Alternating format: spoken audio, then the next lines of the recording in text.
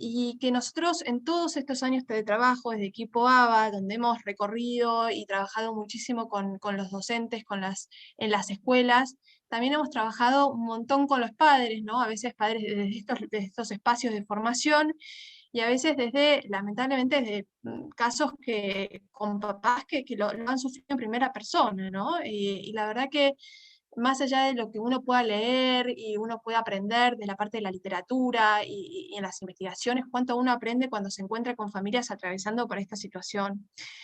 Y como yo siempre digo, ¿no? Hay ciertas temáticas que como papás, ¿no? La experiencia que nosotros hemos tenido de ser hijos, ¿no? Y aprender a ver a nuestros propios padres, hemos como tomado algunas herramientas o heredado ciertos estilos o modelos o estrategias, pero hay veces que frente a ciertas temáticas, ¿no? que nos atraviesan con nuestros propios hijos cuando nos convertimos en padres, es como que no tenemos herramientas de haberla vivido, ni de tener información al respecto, ni de saber mucho qué es lo que se hace.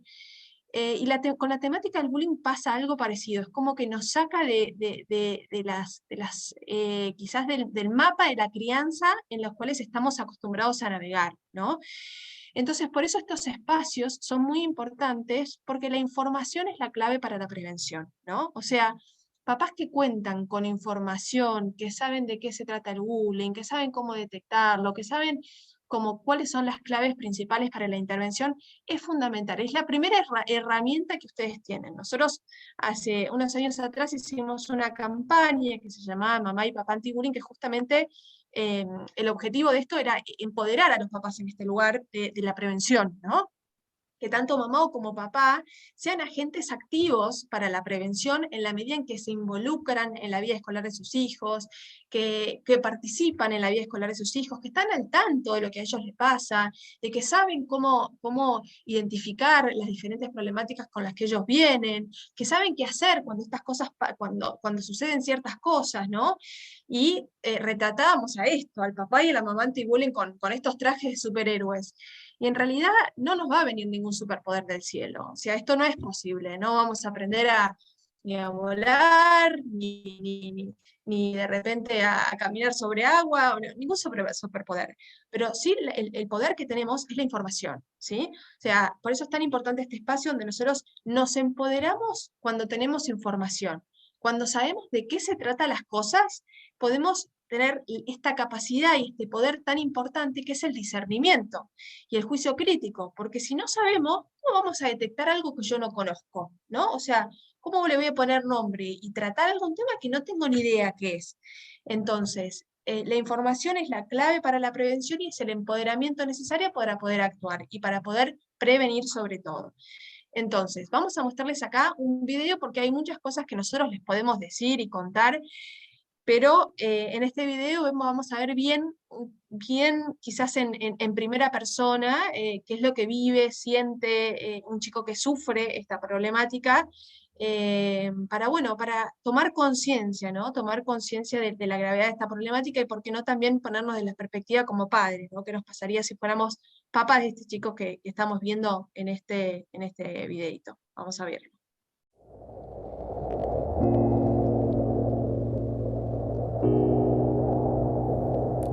Mamá, estoy frustrado, me cuesta hacer amigos y en la escuela todos dicen que soy raro y no sé si hago bien en contarlo y siento vergüenza pero exploto y el colegio no le da mucha importancia, son las 12 y preferiría no haber venido porque sé que a la salida me van a pegar de a 5 y otro día más escondiendo lastimaduras. Me pregunto si es normal que las cosas sean tan duras, no hay respuestas, no hay quien conteste porque mi vieja solamente quiere que estudie y que no moleste. Papá, escúchame y por favor dame un consejo. Papá, escúchame, necesito tu consejo. Siento que exploto y que el alma me arde. Te juro que estoy mal y pienso en escaparme.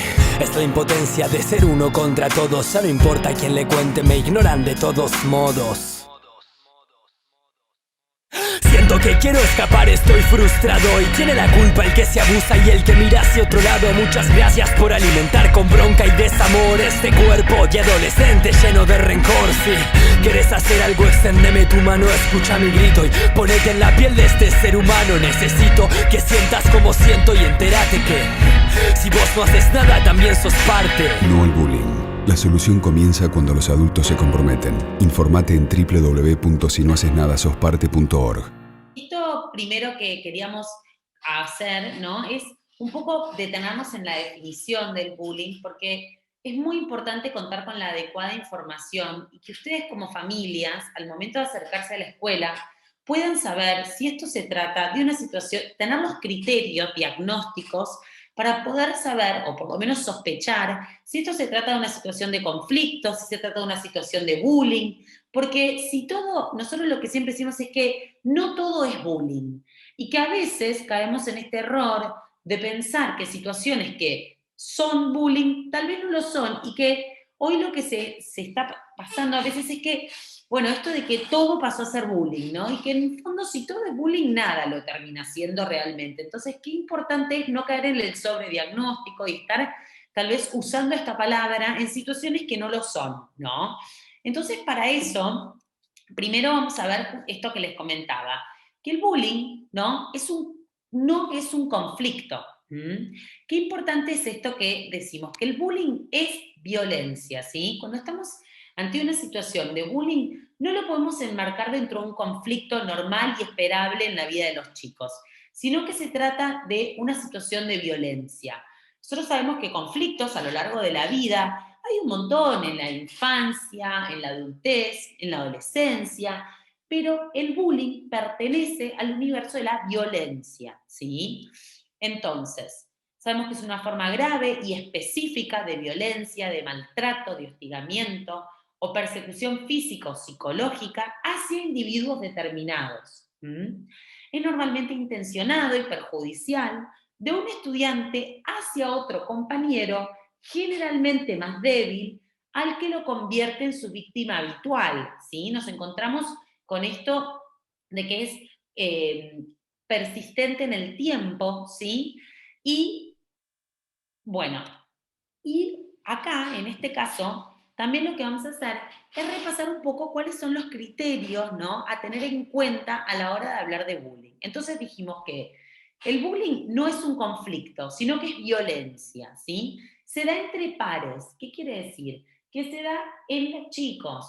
Cuando a veces vienen y nos dicen, no, porque la docente le está haciendo bullying a mi hijo, eso puede ser una situación de violencia, pero no de bullying, ¿sí? Porque el bullying es entre pares.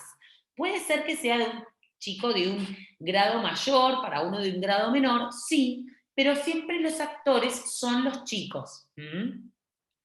Otro de los criterios diagnósticos es que hablamos de desbalance de poder.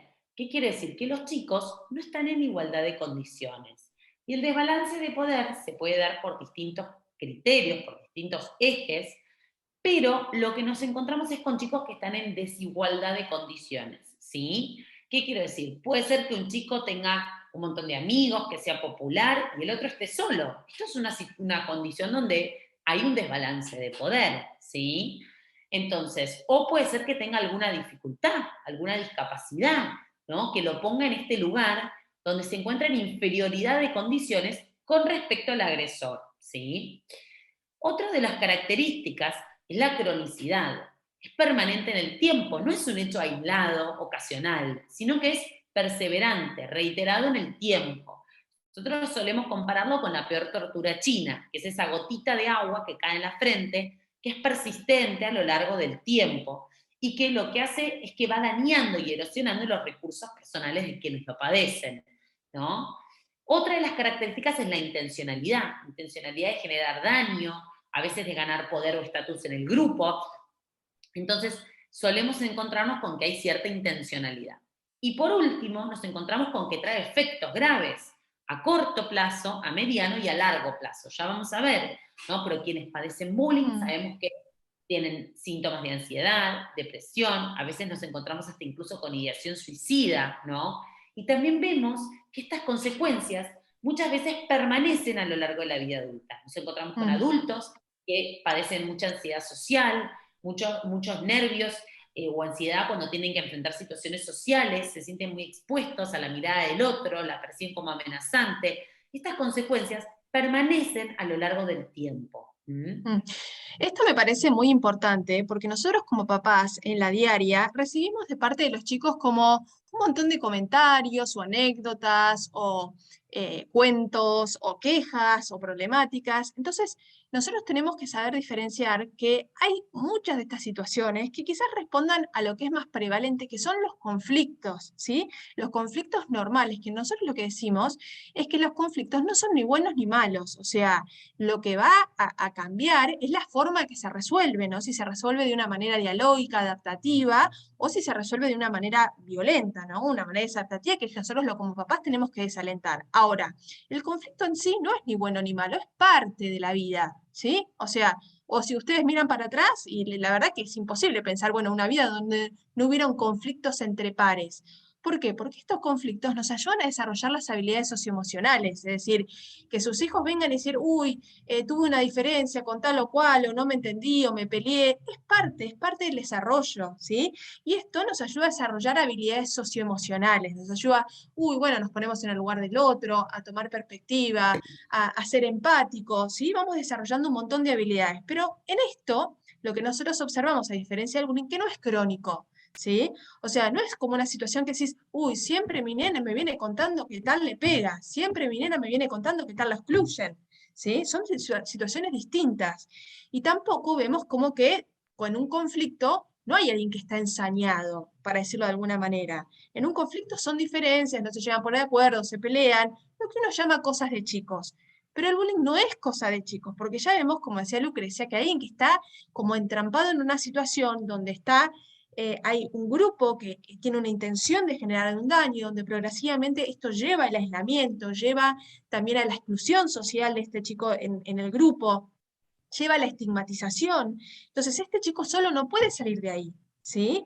Entonces, acá estamos con dos situaciones totalmente diferentes.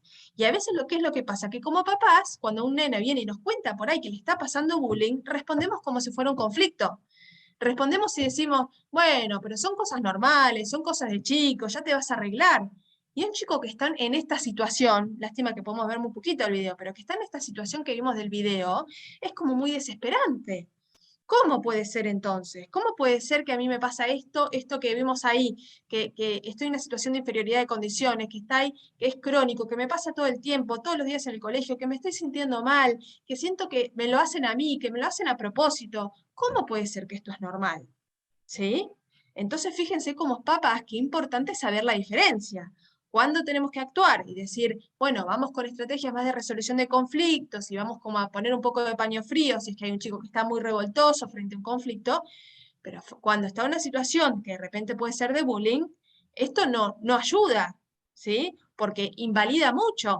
Si un chico viene a contar, dice, me está pasando algo con mucha vergüenza, muy mal, y de repente uno dice, bueno, no es para tanto, lo que uno hace con este chico es que se quede callado, que diga, bueno, no me están escuchando con lo que me está pasando, ¿sí? Entonces es muy importante diferenciar cuando se trata de conflictos normales y cuando se trata de una situación más propia y más característica del bullying.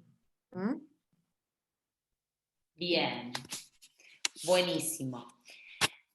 De las cuestiones que queríamos hablar hoy se trata de los tipos de bullying, ¿no? Porque a veces pensamos que cuando hablamos de bullying se trata por ahí de bullying físico, ¿no? Que tiene que ver con pegar patadas, empujones, que es lo más fácil de detectar, ¿no? Es más fácil que no quede impune.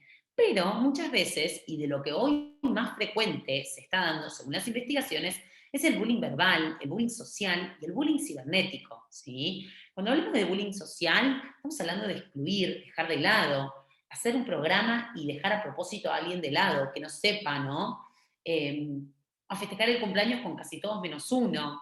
El bullying verbal tiene que ver con insultos, apodos ofensivos, ¿no? Estas son formas por ahí más solapadas y que son más invisibles, ¿no? Pero que son igualmente dolorosas que el bullying físico. Incluso está probado que en el cerebro se activan las mismas áreas cuando uno es víctima de violencia verbal o social que cuando uno es víctima de bullying físico, ¿no? Entonces, este daño es tan real como los demás, ¿sí? Y es muy importante contar con canales de detección, ¿sí? Poder detectar tanto el bullying verbal como social para poder hacer visible lo invisible, ¿no? Por otro lado, otro de los tipos de bullying es el bullying cibernético, que tiene que ver con, es el mismo bullying, pero que usa como vehículo redes sociales, internet, el celular, ¿no? Entonces, también sabemos que las características que tiene el ciberbullying hacen que sea muy nocivo, hasta incluso a veces más nocivo que los otros tipos de bullying, ¿no? Tiene incluso mayor correlación con todo lo que es ideación suicida, genera muchos síntomas de ansiedad, de depresión. ¿Por qué? Porque es una ventana que está abierta las 24 horas, los 7 días de la semana, no hay descanso. Sucede en el colegio, fuera del colegio. Es un escenario gigante, porque ya no son solamente los chicos de la escuela, sino los de otras escuelas, los de los barrios cercanos. Entonces, el ciberbullying cuenta con características propias que lo hacen muy nocivo, y ahí es muy importante, de nuevo, el rol de los adultos. ¿Sí? Poder los adultos hacer que esto no sea tierra de nadie, acompañar, supervisar, trabajar en prevención, siempre estar al tanto de qué es lo que está sucediendo en el mundo cibernético. Bien. Después, bueno, este tipo de bullying del que se trate, bueno, pone a los padres a que se involucren de manera diferente, ¿no? Según lo que ha demostrado las investigaciones, es que de acuerdo al tipo de bullying, los padres se involucran de manera diferente. Y lo que dice acá es que, llamativamente, dice que lo hacen menos, o sea, se involucran menos los papás cuando se trata de bullying indirecto. ¿Qué quiere decir este bullying que estamos hablando? El bullying social y verbal. Esto es muy importante que seamos conscientes de esto, porque lo que estamos viendo es que hoy son los tipos de bullying más frecuentes.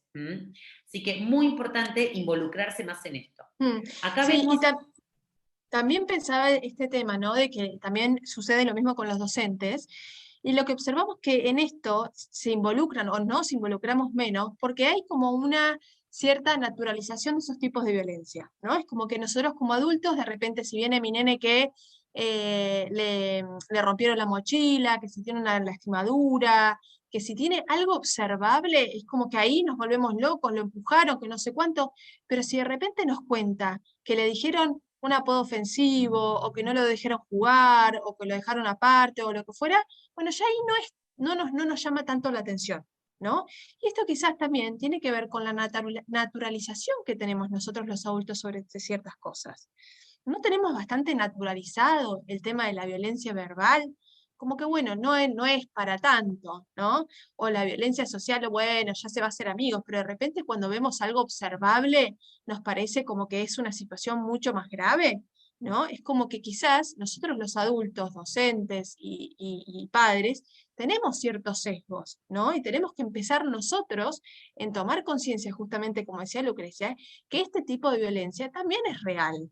Y bueno, también me parece que es importante empezar por casa, en el sentido de que, bueno, nosotros en casa ejercemos, por ejemplo, violencia verbal, también nos hablamos con apodos ofensivos, también hacemos cosas que decimos cosas que pueden herir al otro, por más que quizás, bueno, no es tan, no, a mí no me parece tanto, pero al otro lo paso el límite a donde al otro le ofende, lo hiere en su autoestima, en su identidad o lo que fuera.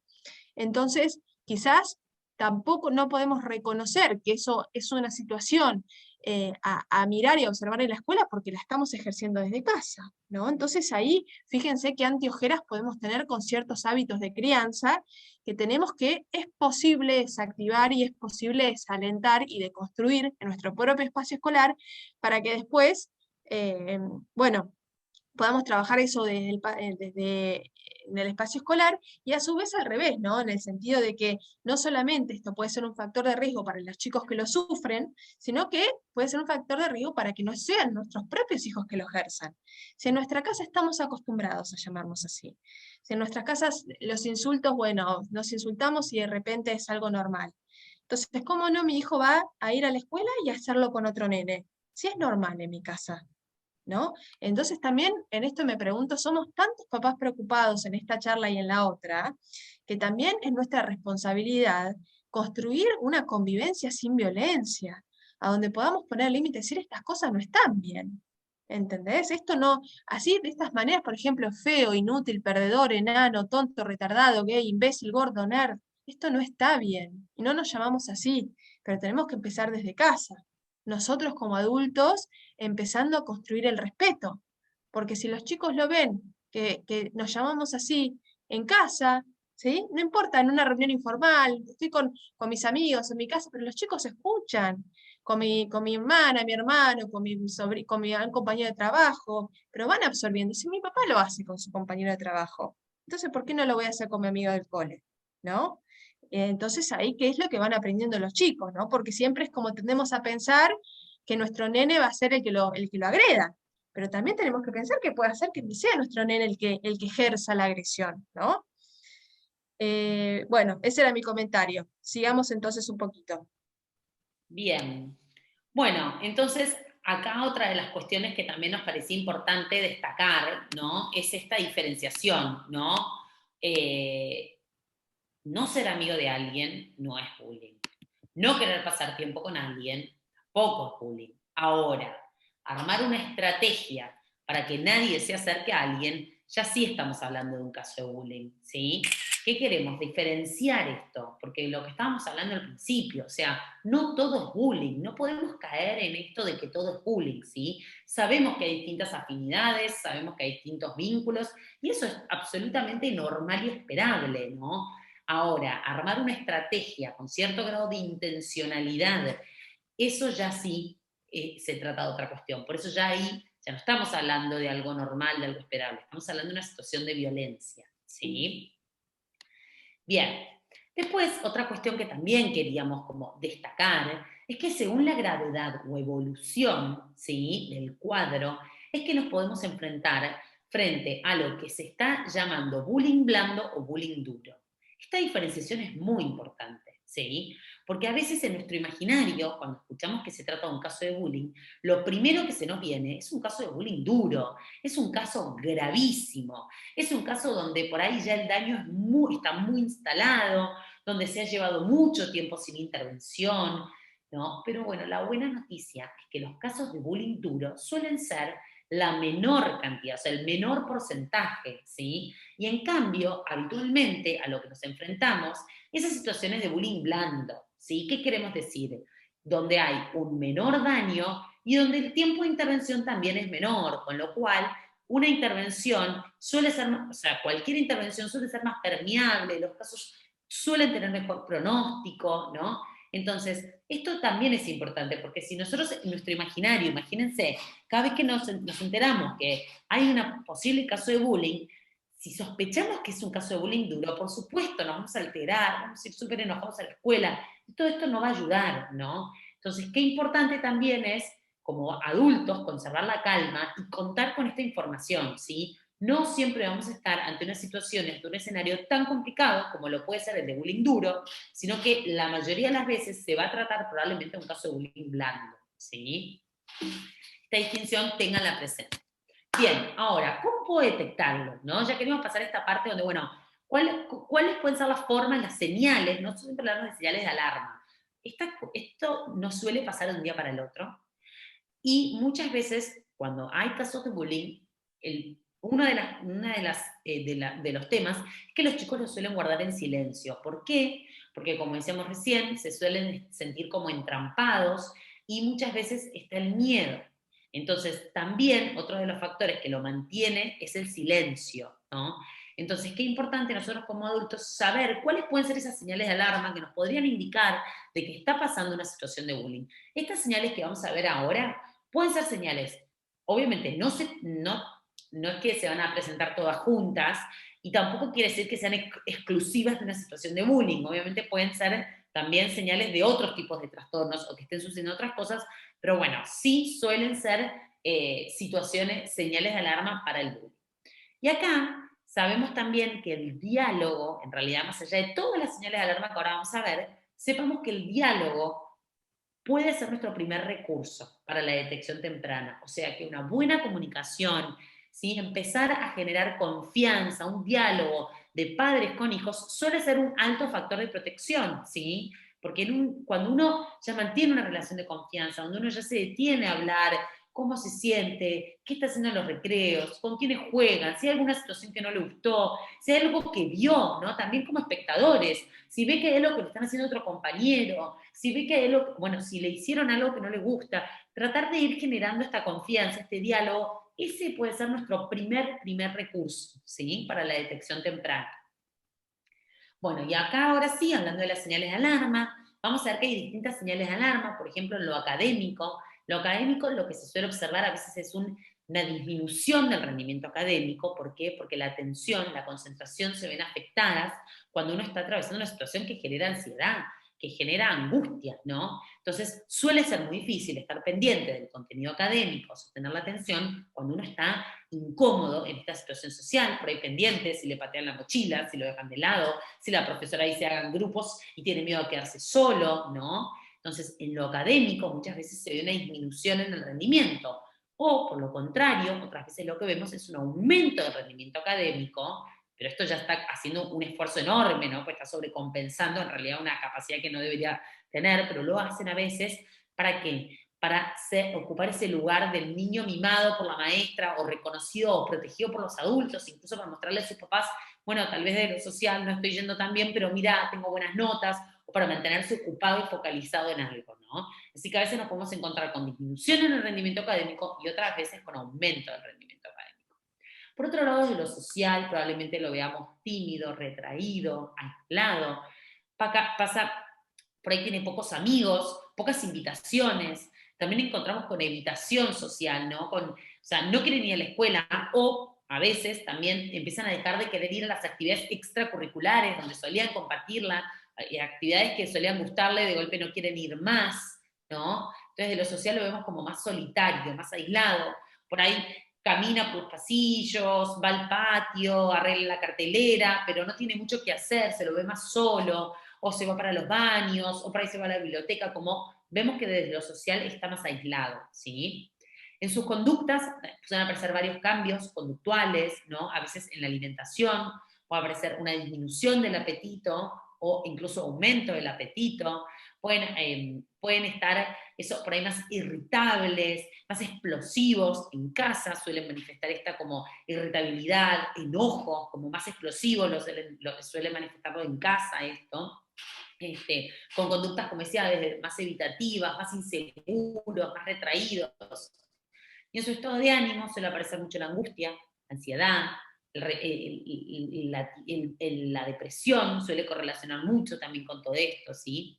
Y otra de las señales que aparece acá también es el síndrome del domingo a la tarde. ¿Qué quiere decir esto? Que el domingo a la tarde empiezan a experimentar malestares físicos, dolores de panza, dolores de cabeza, se empiezan a sentir mal porque empiezan a experimentar lo que es una ansiedad anticipatoria. ¿Qué quiere decir? Están empezando a anticipar mentalmente, uy, va a arrancar la semana, me va a pasar esto, me va a pasar lo otro, y entonces empiezan a experimentar en su cuerpo molestias, malestares, empiezan con me duele la panza, me duele la cabeza, así que bueno, también desde lo corporal los chicos son grandes expresadores somáticos, mucho más que los adultos, porque ellos todavía no pueden poner en palabras mucho de lo que sienten, no pueden expresar con tanta facilidad o identificar lo que les pasa, entonces suelen suelen aparecer muchos síntomas en el cuerpo, ¿no? Desde la enfermedad, digamos, de dolor de panza, dolor de cabeza, etc.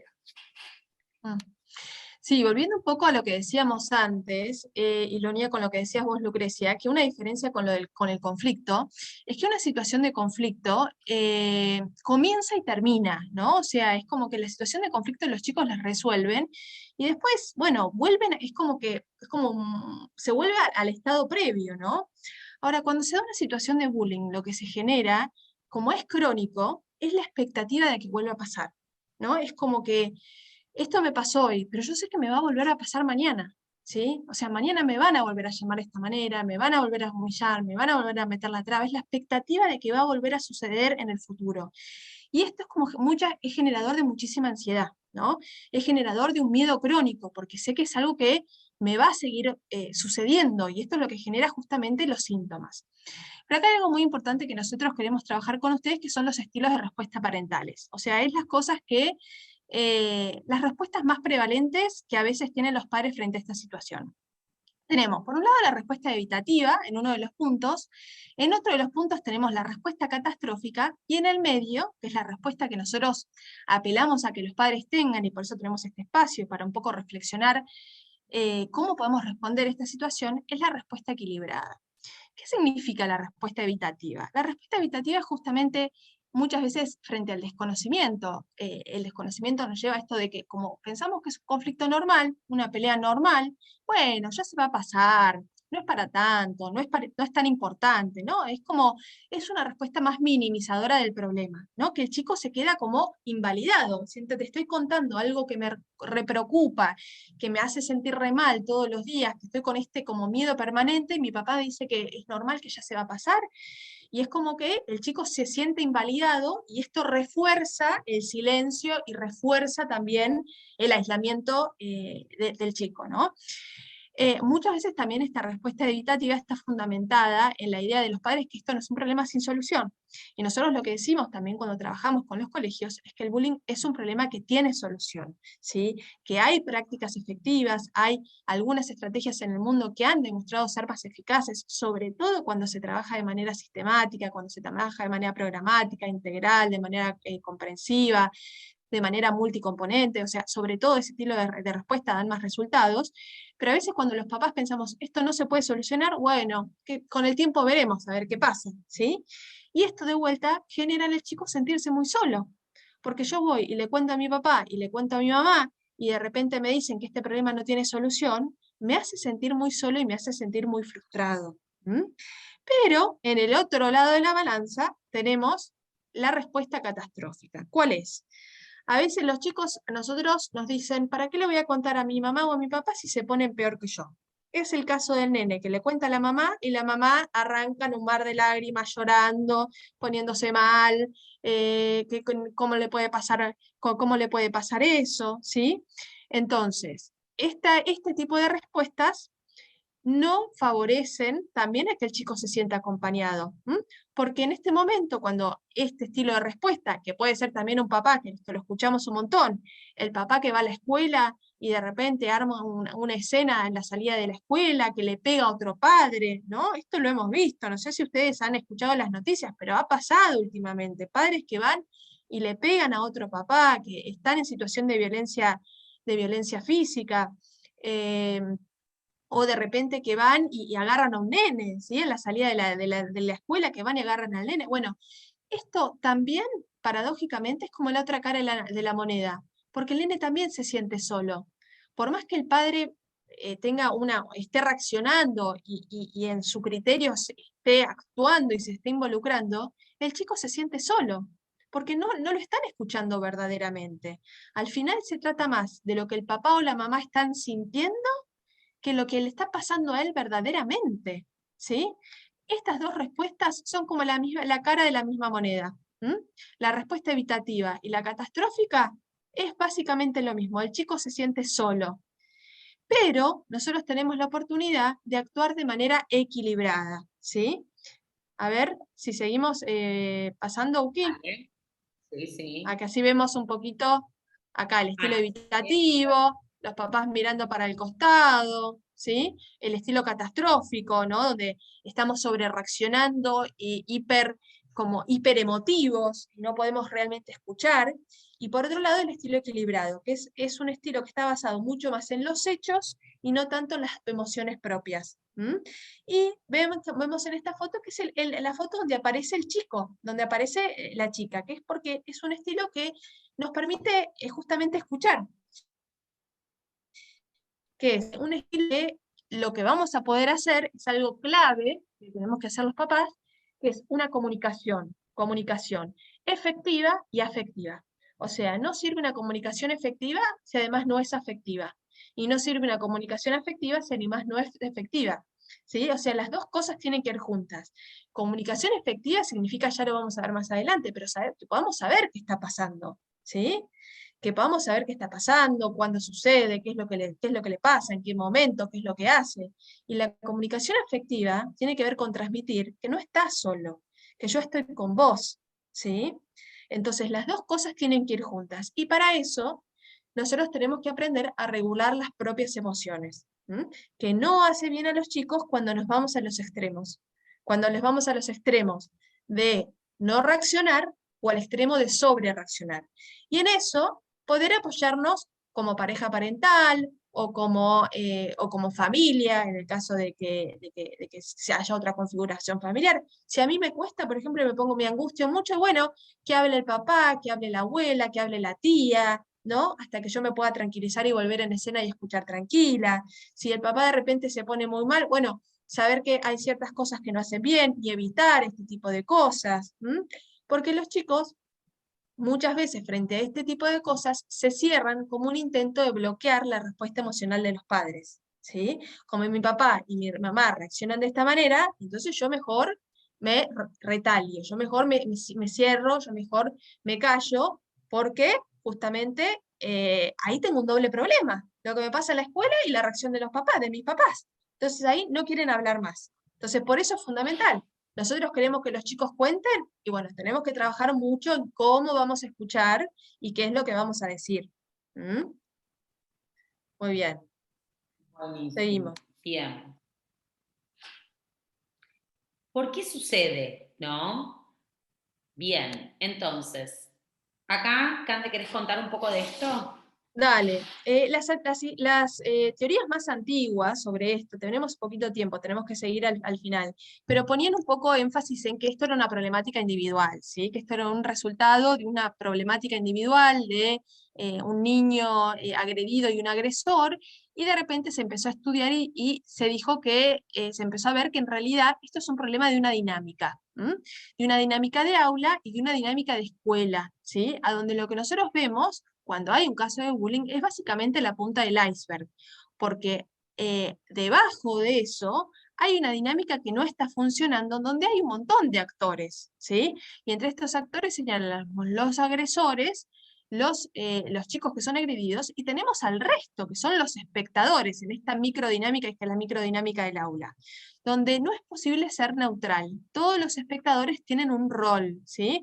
Ahí lo vamos a ver. Hay un montón de chicos que están ahí, ¿no? Hay chicos que están mirando, que están ahí en grupo, ¿no? Entonces todos tienen un rol en este grupo, ¿sí? Y cuando estas cosas suceden, en general son expresión de que hay un grupo que está con problemas vinculares, con un problema de relación, y que el bullying es una expresión de eso. Y de hecho, a veces vemos que los chicos que son agredidos se van de escuela, ¿sí? Pero el problema no, quizás para el que se va de escuela, dice, bueno, me voy a otra escuela, a otro grupo, qué sé yo, chao, me cambia la vida. Ahora ese grupo va a seguir estando con ese problema y posiblemente aparezca otra víctima, ¿sí? Porque el problema es como un problema de base. Es como decir, bueno, yo estoy en realidad con una problemática de salud bueno, que quiero arreglar como por arriba, pero sin tratar el tema de raíz. Y bueno, lo voy a seguir teniendo. Si yo no trato el tema de raíz, que tiene que ver quizás con mis hábitos, hacer un tratamiento más a largo plazo, y voy a seguir teniendo esta problemática, ¿sí? Entonces, lo que se ve es que el bullying es un fenómeno de grupo, ¿sí? Y que es un problema de grupo, y por eso las escuelas tienen que trabajarlo, ¿sí? Porque el grupo sigue estando en la escuela, y el grupo está ahí 4 horas, 8 horas, y ya tiene una dinámica conformada, y hay que trabajar en ayudarlos a descomponer o deconstruir esta dinámica en donde el maltrato pareciera ser una moneda corriente. Y además es muy importante tener presente el rol de otros actores, ¿sí? Como pueden ser los docentes, los padres, que pueden ser, como dijimos, factor de protección o factor de riesgo en la medida que actúan de manera positiva o negativa. Lo mismo los docentes. Un docente, por ejemplo, que minimiza, un docente también que es violento, que no sabe detectar, que no tiene recursos para la detección, que no sabe de las temáticas, que no se involucra, que no tiene relación con sus estudiantes. Bueno, o sea, va a ser un docente que sea que en donde en su aula va a ser más propicio, ¿sí? Va a ser mucho más posible que esto se dé, ¿sí? Lo mismo un directivo que dice, no, esto en mi escuela no pasa. Y la verdad que va a ser más, esto lo llamamos el síndrome de negación del acoso escolar, porque es poco probable que no pase en ninguna escuela, o por lo menos que no pase nunca en ninguna escuela. El hecho de negarse a que esto suceda es un factor de riesgo, porque no me hace estar preparado, no me hace trabajar con los docentes, tratar de prevenir, mirar al aula, o también estilos de gestión en convivencia que son muy autoritarios y muy permisivos, donde no hay norma, no hay norma. En esta escuela vale todo. Como veíamos la semana pasada en la Escuela de La Plata, ¿no? Bueno, que nombraban un caso también. Bueno, que los padres nombraban esto, decían, es una escuela donde pareciera que esto que vale todo, donde no hay normas, donde los alumnos ya no tienen como un código respecto y una diferencia respecto a que lo que está bien o que está mal. Bueno, nombré este caso particular, pero sucede mucho esto de lo de la falta de normas. Entonces esto va a ser un factor de riesgo, ¿sí? Entonces la causa está en estas dinámicas, en las dinámicas de las escuelas y en las dinámicas de las aulas. Y en esos lugares a donde suceden ciertas cosas, donde se dan más factores de riesgo, hay más probabilidades que esas cosas se den. Y a la inversa. ¿Mm? Y lo mismo en las familias. Nosotros también en las familias tenemos más posibilidad de tener factores de riesgo. Por ejemplo, si tenemos pobre relación materno-filial, o sea, si tenemos pobre relación con nuestros hijos, si es como no nos involucramos, si en realidad si pensamos que el tiempo de compartir es más que un peso, a ver, yo también soy mamá, ¿no? Y sabemos que la crianza de los chicos es difícil, y es costosa, y es esfuerzo, pero no puede ser todo el tiempo así. O sea, ¿qué momento podemos decir, bueno, en esto generamos un espacio de compartida y disfrute? Y bueno, no sé, soy papá, me voy con mi hijo, la verdad que compartimos el hecho de ir a patear la pelota, y yo me pongo de arquero y un ratito nos divertimos. O soy mamá y estoy cansada y nos ponemos a ver la peli o la serie que nos gusta y nos reímos y charlamos los dos sin retar y sin... O sea, tener una relación en algo que sea como de compartida, positiva, de poder tener un espacio de diálogo, un espacio de disfrute con los hijos, ¿no? Esto es un factor de protección y no tenerlo es un factor de riesgo. La permisividad excesiva, o sea, chicos que no hay límites, o sea, que vale todo, también tiene más riesgo de hacerlo en la escuela. Si en mi casa vale todo, si no hay normas, entonces en la escuela no va a haber normas sociales para con los demás, ¿no? Y después también los métodos de educación basada en la humillación y la violencia emocional, ¿no? Cuando de repente un papá y no ves que te pasa esto porque vos sos tonto, ¿no? Esto es un método basado en la humillación, ¿m? Que nosotros quizás como adultos hemos tenido una educación bastante, a veces se usaba bastante este tipo de cosas, ¿no? La hemos vivido a nuestros propios padres, pero acá tenemos el desafío de no repetirla, ¿sí? Porque es una educación que también genera como la supresión de las emociones, ¿no? El chico se suprime las emociones y esto no ayuda a la educación y a la libertad emocional, ¿sí? Es muy sano poder educar las emociones. Nosotros quizás, como hemos vivido ese estilo de crianza, ahora somos adultos que reprimimos las emociones que nos cuesta por todo eso que hemos recibido de sos tonta, vos no podés, que no ves cómo haces mal las cosas, ves que siempre te la buscás, el castigo físico, ¿sí? Estas cosas no favorecen y son un factor de riesgo en la familia. Sí, sigamos. Sí, Candelaria y Lucrecia, les aviso que en 5 minutos podríamos empezar ya con las dudas que surgen en el chat de los papás. Dale, vamos entonces, Dale, Uti, rapidito con el buenísimo. resto. Dale, buenísimo. Pasamos, si querés, a esta parte, ¿no? Dale. Donde lo que recomendamos con la víctima son las medidas de contención, ¿no? ¿Qué hacer si mi hijo es víctima? Nosotros tenemos información descargable en nuestra página web, ¿sí? Y, por otro lado, con el agresor, ¿no? Porque también es absolutamente importante el trabajo con el agresor, ¿sí? ¿Por qué? Porque no queremos etiquetar, nosotros decimos agresor, pero no a modo de etiquetar. ¿Por qué? Porque son chicos que están creciendo, que están en desarrollo, sino que nos sirve para poder entender los roles. Son roles dinámicos que van a ir cambiando y decimos que es agresor en el momento porque está ejerciendo conductas violentas, pero no a modo de etiquetarlo, ¿sí? Con el agresor hay un montón de medidas que se pueden utilizar, medidas reparatorias, de reconocimiento, donde se lo va a ayudar a cambiar de rol, ¿no? Y que por ahí ese liderazgo que está ejerciendo de manera negativa pueda ser encauzado de manera positiva, ¿no? Porque probablemente tiene carisma, tiene un lugar en el grupo, tiene un poder, que cuando él habla lo miran, lo escuchan, mueve un montón de compañeros, pero lo está usando de manera negativa. Qué importante entonces es ayudarlo a encauzar, a cambiar ese rol. También contamos con información descargable para saber qué hacer si mi hijo es agresor. Y qué importante es que los papás también no tengamos miedo de reconocer si nuestro hijo está ejerciendo conductas violentas y poder acercarnos a la escuela y decir, mira, acá estoy para colaborar, para trabajar en equipo. ¿no? Y poder realmente cambiar. Muchas veces hay familias violentas atrás de chicos que están agrediendo, pero bueno, igual se puede trabajar con la escuela, igual se puede trabajar con los docentes para cambiar este rol y podemos ser un factor de protección igual en la vida de estos chicos, aún sin tener el apoyo de sus familias, ¿sí? Lo que nunca hay que hacer, no recomendamos enfrentarse directamente con el acosador o con sus padres, ¿sí? Tampoco siempre recomendamos que sea la escuela quien medie entre las familias involucradas, ¿sí? Por otro lado, alentarlo ahí a que vuelva y pelee. Si entendemos que se trata de una situación de desbalance de poder, ¿no? Como lo estuvimos diciendo, si entendemos que el chico no está en igualdad de condiciones, ¿por qué vamos a alentarlo a que vuelva ahí y pelee cuando sabemos que él está en inferioridad de condiciones? Además de que la violencia refuerza la violencia, con lo cual tampoco vamos a alentar métodos violentos de resolución. Después pedirle a la víctima que solucione el problema, si entendemos de nuevo en la situación en la que está, y él de ahí, si no sale, no es porque no puede, no es porque no quiere, sino porque no puede. Necesita que un adulto le tienda la mano y lo ayude a salir de ese lugar. Nunca prometer que vamos a guardar el secreto también es importante, porque muchas veces, como tienen miedo, lo cuentan y dicen, por favor, prométeme que vas a guardar el secreto, y no podemos guardar el secreto, porque esto es algo grave, en lo cual debemos involucrarnos, tenemos que intervenir, pero sí podemos prometerle que vamos a tratar de que se trate con la adecuada confidencialidad para que no quede expuesto. Muchas veces los chicos tienen miedo que al tratarse estas temáticas se lo exponga y que entonces después el grupo se le vuelva más, o sea, encima y se le torne más complejo todo.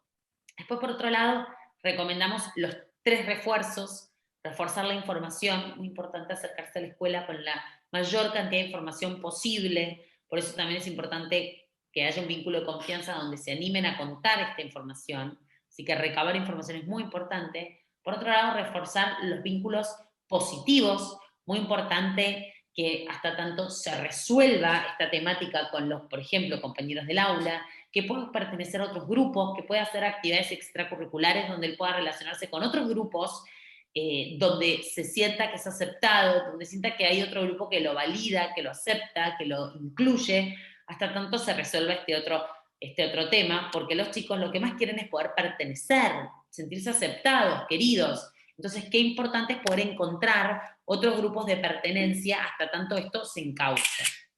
Y por otro lado, refuerzo el trabajo colaborativo entre la escuela y la familia, muy importante, no ir por ahí a confrontar, a buscar culpables, sino tratar de ir a colaborar y que cada uno desde su lugar pueda trabajar en pos de que esto se resuelva y siempre priorizando el bienestar del menor, ¿sí? Bueno, el truco, hacer las preguntas correctas, escuchar, muy importante escuchar y no juzgar, ¿no? Y acá también tenemos información descargable en nuestra página de cómo hablar de bullying con mi hijo de primaria, cómo hablar con mi hijo adolescente. Muy importante descargar información y seguir interiorizándonos en esto, ¿sí? Bueno, y después, por otro lado, ¿qué es lo que sí hay que hacer? ¿Qué es lo que recomendamos? Siempre tratar de desculpabilizar, de sacar esa culpa que sienten por esto que les está sucediendo, desarrollar mucho la escucha activa, animarse a escuchar, dejarlo que se exprese, validar sus emociones. Nosotros decimos que las emociones siempre se validan, ¿no? Lo que no validamos son a veces algunas conductas, pero siempre las emociones se validan, ¿sí? Involucrarse en la vida escolar, entrenarlo a que responda de manera asertiva, ser ejemplo y modelo de resolución de conflictos, trabajar colaborativamente con la escuela y siempre promover recursos y fortalezas, ¿sí? Muy importante esto. Y si mi hijo es agresor, no culpabilizarlo de entrada para que no se levanten las defensas y se ponga más reactivo o confrontativo. Tratar de superar la negación, ¿no? Buscar generar empatía, decirle que entendemos, que validamos su emoción, que a veces podemos entender que se haya sentido enojado, frustrado, celoso, pero no validamos la conducta, ¿sí? Si está excluyendo, si está hostigando, si está maltratando, si está empujando, ¿no? Hacerle sentir la incondicionalidad de tu afecto, como esto de demostrarles que los queremos, que los aceptamos, pero que necesitamos trabajar para mejorar y cambiar estas conductas, ¿no? Trabajar también sobre las consecuencias o reparaciones. Muy importante reparar el daño, ¿sí? Asegurarle que está dispuesto a trabajar en equipo, y apoyar las medidas que toma el colegio. Siempre trabajar en colaboración con la escuela es muy importante. Y si mi hijo es testigo, fomentar el debate y el intercambio, ¿sí?, sobre lo que está pasando. Muy importante el rol de los testigos también, para que nos aporten la información que necesitamos, ¿sí? Y también fomentar el intercambio sobre lo que ellos piensan que está sucediendo, cómo se sienten. Muchas veces sabemos que los testigos dicen que no les gusta que esto pase, no les gusta que sus compañeros se terminen cambiando de colegio por esto, que sienten miedo a que si ellos dan un paso en falso, de golpe sean ellos los que están en esta situación de estar expuestos a estas conductas violentas. Asegúrate de que sepa de que puede recurrir a los adultos de confianza, de que se le va a resguardar su anonimato, su confidencialidad, porque es importante que hable. Enseñarle a ser siempre compasivo, tolerante, a tratar a los demás con respeto, ¿no? Estos valores, muy importante enseñarlos desde casa también. Inculcarle el sentido de pertenencia grupal, el compañerismo, ¿no? Por ahí no te animaste a defenderlo en el grupo, pero después te animaste a acercarte y darle una palabra de aliento, te animaste a invitarlo a tu casa a jugar, compartir tiempo con quienes sabes que por ahí están más excluidos. Puedes enseñarle a tu hijo cómo actuar cuando es testigo de una situación de bullying, ¿no? Convertirlo en un espectador anti-bullying, tratar de ver que hay distintas formas de intervenir. Pero hay formas que son más activas, donde uno se puede exponer más, pero otras formas donde uno se expone menos, pero también hace un montón, ¿no? Entonces hay distintas formas de intervenir. Educar a tus hijos sobre el bullying puede ser encuadrado como una oportunidad para enseñarles cómo desarrollar comportamientos prosociales y poder entrenar sus habilidades emocionales, ¿sí? Así que trabajar en prevención es absolutamente importante. Un elemento fundamental para la prevención de la violencia es la parentalidad positiva, ¿sí?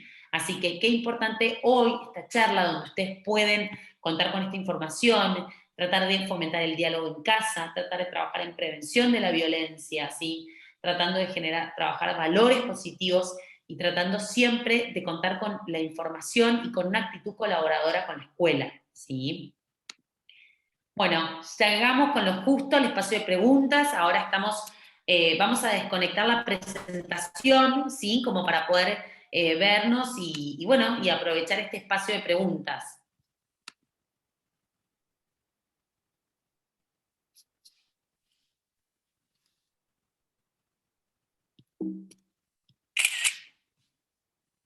Analía, me parece que no te escuchás, ¿eh? Estás muteada.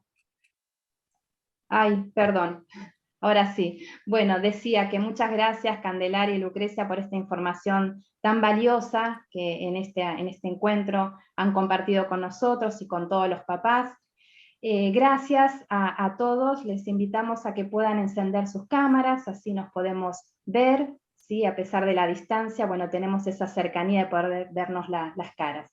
Tenemos en el chat muchos comentarios, preguntas que fuimos viendo a lo largo de las charlas de ustedes.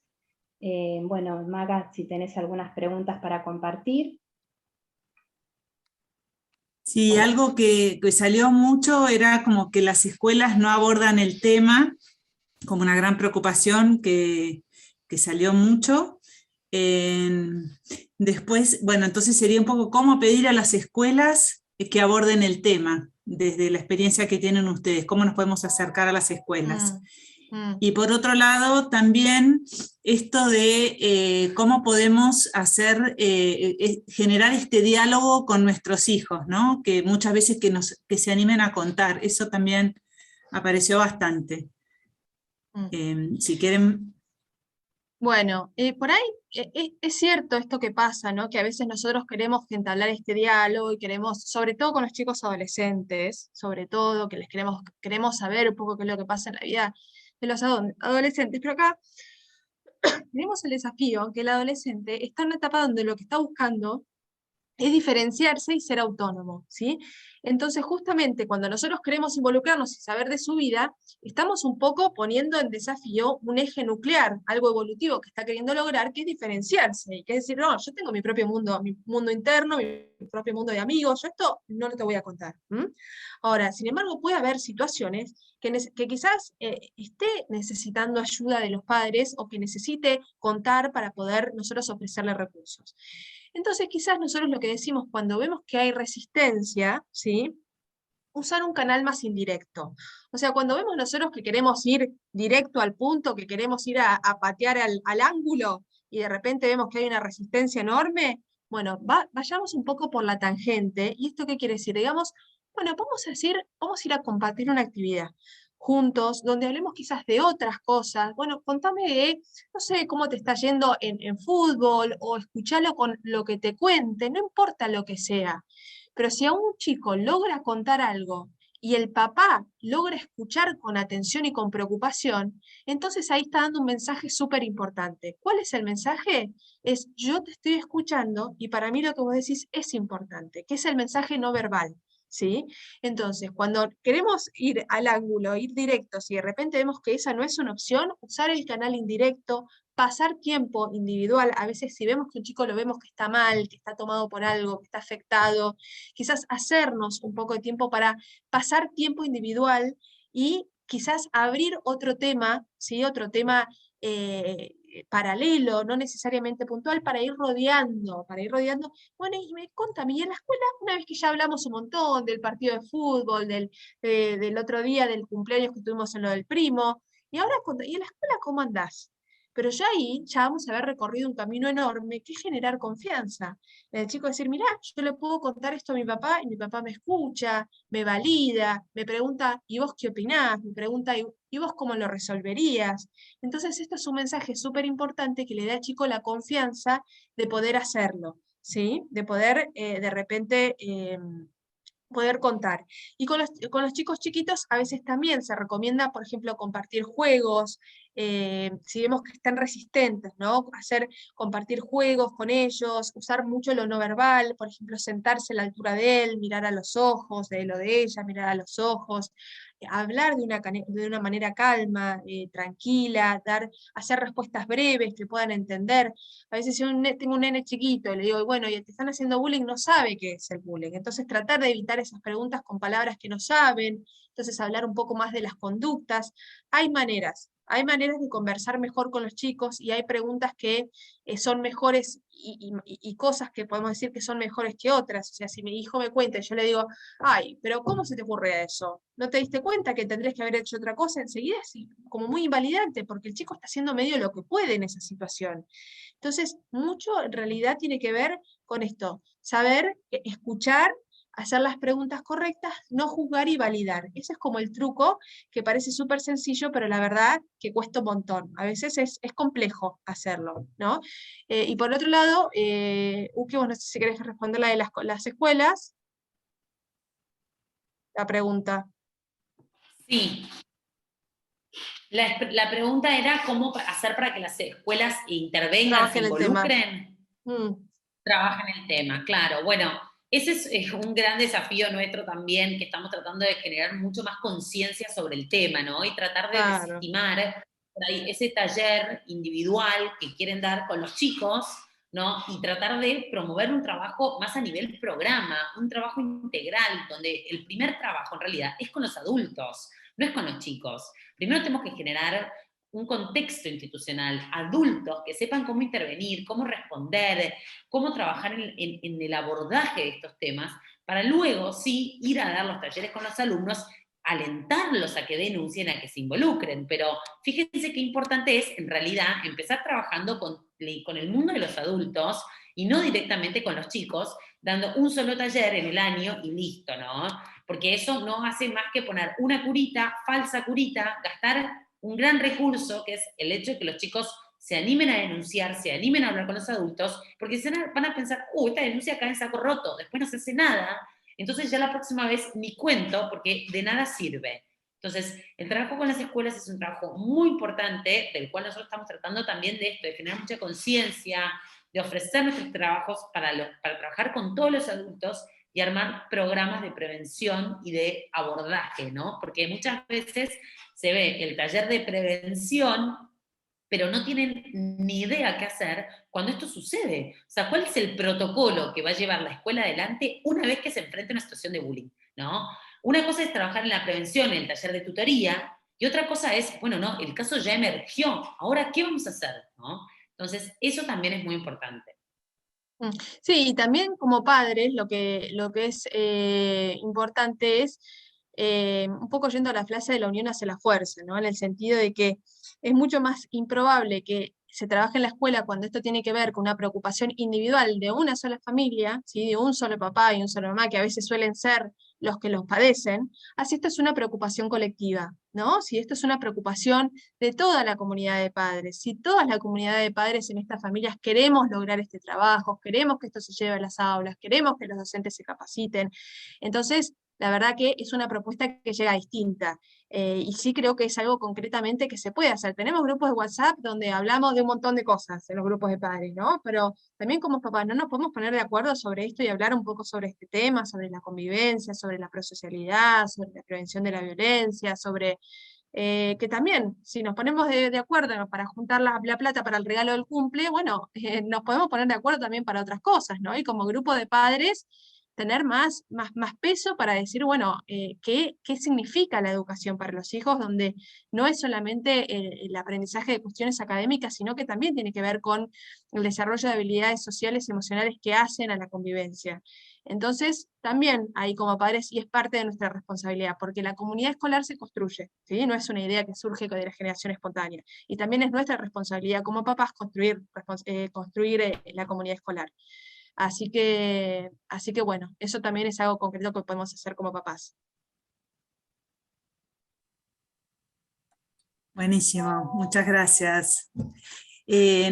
Para ir cerrando, ¿nos podrían dejar como 3 ideas, fuerza, claves para llevarnos? Sí, yo me quedaría mucho con la primera, ¿no? De la manera de prevención, con la última slide, perdón, que decía que la manera de prevenir el bullying es la parentalidad positiva, lo que diría. Después, que la clave tiene que ver con la comunicación efectiva y afectiva, ¿sí? Por último, también me parece que los chicos ven y los chicos copian. O sea, que si queremos nosotros que nuestros hijos sean chicos prosociales y que sean espectadores anti-bullying, bueno, empecemos nosotros desde casa también teniendo una actitud comprometida. Así que me parece que esas 3 frases cortitas, simples, pero complejas y poderosas. Simples y complejas. Bueno, ahí me contradije un poco. Bueno, muchas gracias Candelaria y Lucrecia. La verdad que todo lo compartido en este encuentro, en el día de hoy, es muy valioso para las familias, así que muy agradecido desde Fundación Pérez Compán. Y a todos por la participación, muchas gracias, por la interacción también en el chat, gracias. Como siempre, desde la Fundación quedamos a disposición para lo que necesiten y podamos colaborar.